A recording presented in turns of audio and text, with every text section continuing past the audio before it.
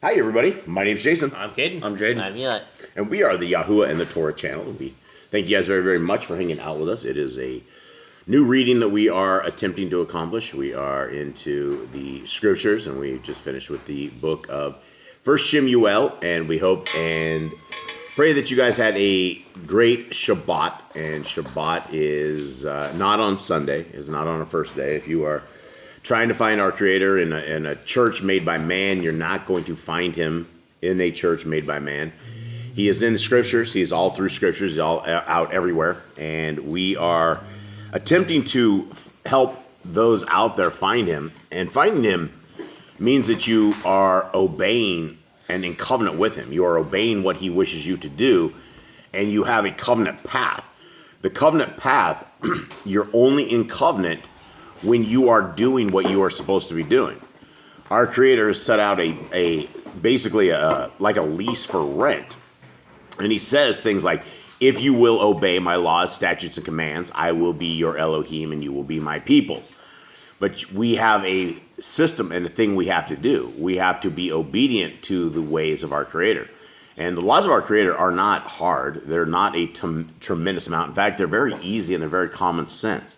And when you get to the point of taking away laws or saying the laws are abolished or they don't matter anymore, you have to be very careful because that becomes very tricky. Because we have laws that, one law in particular is don't hurt the disabled. So if the laws of our Creator are gone, then by default, that law doesn't exist. And you can say, well, that is common sense. We should have things like this. Well, so are all the other laws, statutes, and commandments of our Creator. They're completely common sense. And you can get into a lot of trouble when you abolish them and decide you're going to be in your own path, in your own covenant. So we are into second SHEMU'EL today is the book that we will be doing. Prior to this, guys, this is available. We ordered 2,000 copies of this. This is Yah Scriptures. They will be available in June. It will be in our hand at the beginning of June. They will be delivered to everybody by the middle of June. So if you have an order, they are on their way. We are about to get a dummy book very, very soon. It looks really, really super cool. An amazing book. A very, very amazing book. It's going to be 3,153 pages. Guys, that is a tremendously large book because we're looking at 14.5 type font. So that is very, very big. You should be able to see this throughout your old age. I guess it depends on how bad your vision is. But even with nearly blind vision, you should be able to see the font in this. So this should be readable by most people. And the greatest thing that we're doing with this is we are getting these scriptures into our brothers and sisters in chains. For every scriptures that is purchased, we are able to get one full scriptures into our brothers and sisters in chains. And that is what this entire ministry is about. There's nobody on payroll. There's nobody paying anybody anything. The only thing that is paid is the book and shipping and the people who actually ship those out. And we have that all set up. It's all facilitated. You will never find a better price on these scriptures. And so, guys, we're asking that if you want to help Boss Clan, this is our ministry. This is what we are doing, is we are taking care of our brothers and sisters in chains. Now, if you guys would like the free, absolutely free of charge version of it, we have many, many versions that are free of charge. You can get most of them free of charge. And everything right here, you can get the PDF. Revision 5 is out. I think we'll have a revision 6 here pretty soon.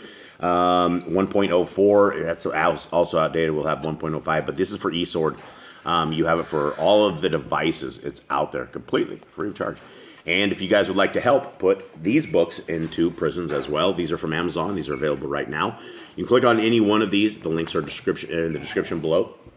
And you guys can grab these. They're really cheap. They're small books. The entire book, they can go on your library. Again, all fully restored names. Gentlemen, here we are. We're into the second book of SHEMU'EL. Jade, can you give me, Arcade, anybody, give me a breakdown of what, who, when, where, why, and what happened to this point in Scriptures today? So we had Saul, who was king. He disobeyed what God had said. He was supposed to be propped up for all Israel. They were all going to obey him. They were all going to be his servants. He was going to take extra cattle of theirs. Israel was okay with that. And Saul was the chosen one. He was the chosen guy that Yah had picked out of all the rest of Israel. But he had disobeyed his command. He said, do not leave these people alive. And he left a lot of them alive. He left the women and children alive. He left the animals alive. And he said, what have you done? And so he said the reign is no longer his. And he gave it to David, who was a man after Yah's own heart. And throughout the entire book of SHEMU'EL, Shaul chased him. Shaul chased him, trying to get rid of him, kill him, and up to the point where Shaul was so crazy that he was after his own son, trying to kill his own son for this as well. And then he ended up in wars, and he ended up in his final war after he tried to bring SHEMU'EL back from the dead through a sorcerer. Trying to bring his spirit back. The spirit basically said... Necromancer. The spirit basically said that you are going to die tomorrow in the battle against the Pelishites, and he did. He died, his son, and two of his other sons died with him, and that's where we're at today. Yeah, so what do you guys think of Saul? As a person, good or bad? In the beginning, good. Later, life bad. He went after innocent people. I think power went to his head. I think he was a great person before, but I think power went to his head.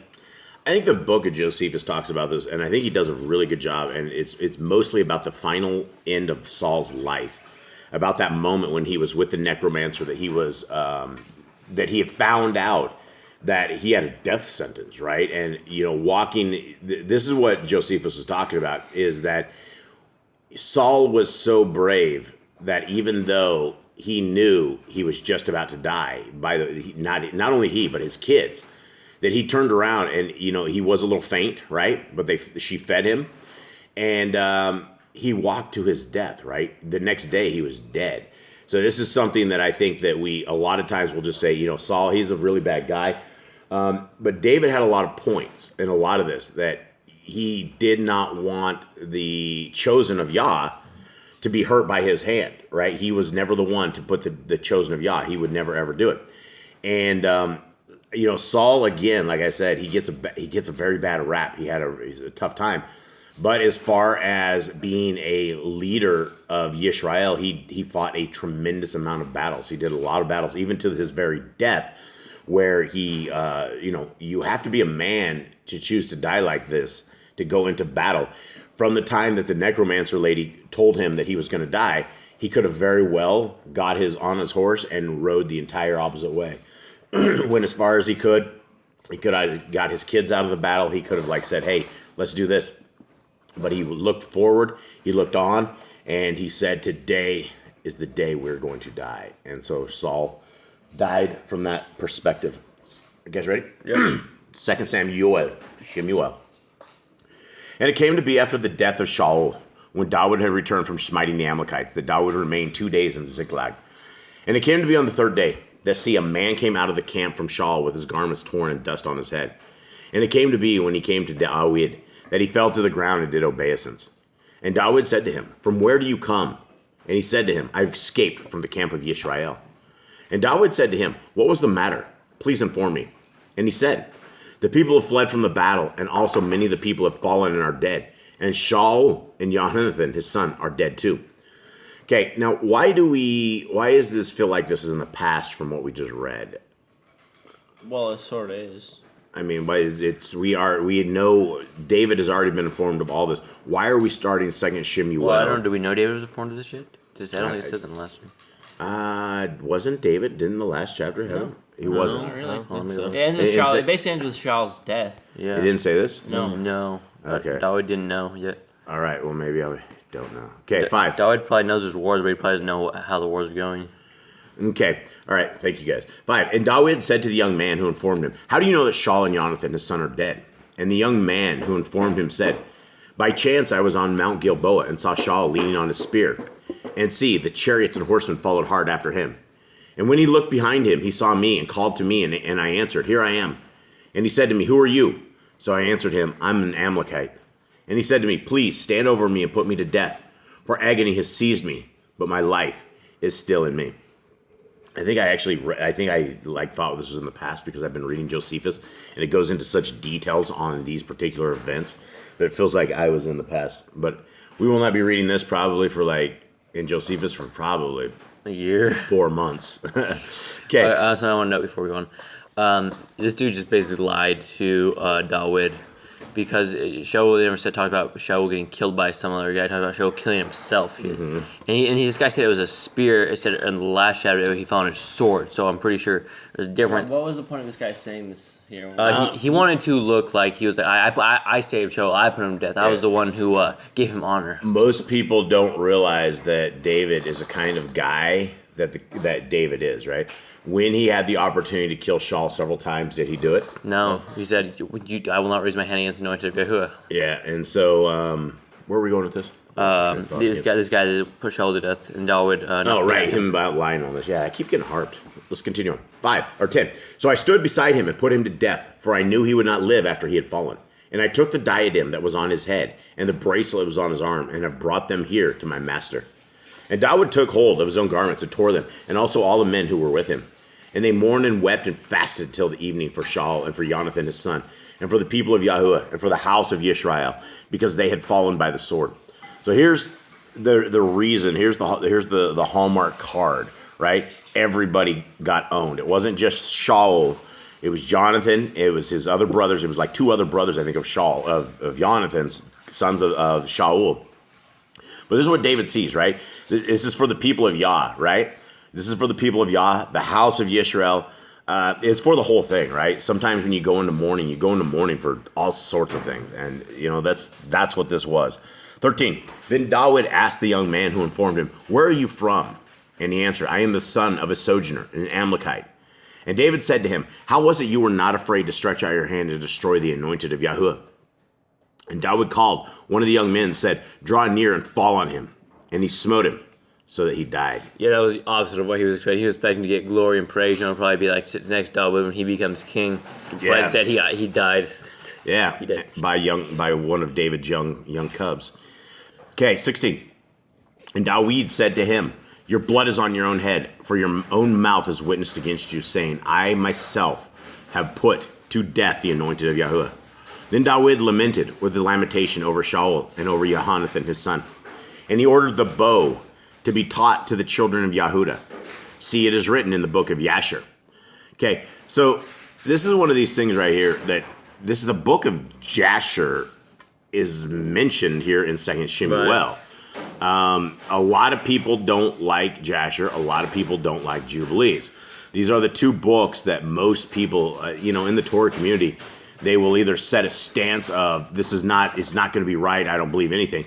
Some people don't like the book of Jubilees because it says you're not supposed to have sexual relations on a Shabbat. And so that has completely taken them off the edge and put them in their own anger mode. So what do we make of when the 2nd SHEMU'EL, the very first chapter, it is quoting, it is written in the book of Jasher? Well, we notice this, I think, in Joshua as well, and then I think it also talks about it in the Psalms, I think, which says something about Yasher. They mentioned it a few times in the Bible, so I think we should take this book as something we should read. Yeah, I think people get a little too strung up in a single paragraph or a single something that they do not like. When you're dealing with the book of Jasher, you are dealing with the largest book of any book there is. There is no book greater in size than Jasher.